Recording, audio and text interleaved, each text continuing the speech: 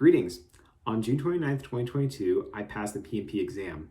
I took it in a testing center downtown, and now I have more letters after my name. In this video, I'm going to share with you the studying resources I used to prepare for the exam and some tips that can help you pass. So there are two main resources I used to study for the exam. The first one is this one, PMP Exam Prep Simplified by Ramdayal.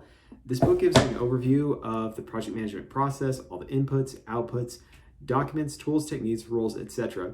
It also comes with a 35-hour-long online class that not only breaks down the aforementioned project management elements, but also explains the management mindset / philosophy that the PMI folks want you to employ on the exam. The other resources I used was the TIA PMP Simulator Course, also by Ramdayal, and basically that's 6 60-question mock exams that you can take online, and those questions are very similar to the ones that you'll have on the test. So that does a very good job of preparing you for the exam itself.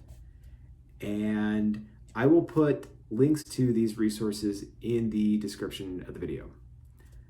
And now I also have a few things to keep in mind while you study. In 2021, the exam changed completely. If you're using old materials, you won't be adequately prepared because the old exam was just a brain dump based on rote memorization of process and terminology. The new exam questions are about 80 to 90% situational. They'll give you a scenario and expect you to apply the management mindset. They also covered predictive, agile, and hybrid methodologies. So understanding those three approaches and how they differ is essential. The exam did not include any earned value management or calculation questions. You have to understand what CPI and SPI are, but beyond that, I never used the calculator.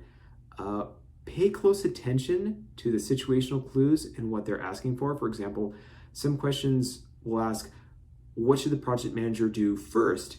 And some of the choices will include things that the project manager should do eventually, but the first action is usually to study out the problem, figure out what the root cause is, weigh the alternatives, etc.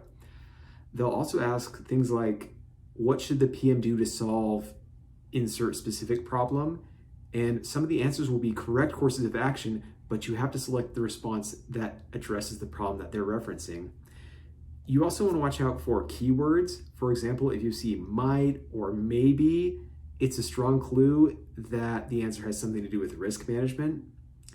And finally, managing your time well during the exam can be a challenge. I submitted my exam with 40 seconds left on the clock. You get 230 minutes for 3 sections, each with 60 questions. You can't go back and edit your responses once you've submitted a section, and the time is cumulative, meaning if you use 70 minutes on the first section, you only have 160 minutes for the other two. And take advantage of those 10-minute breaks they give you, but remember, you can't wear a watch in the testing center, so I would rush to use the bathroom and then rush back. You can also have the option of flagging a question and reviewing all your flagged questions before you submit.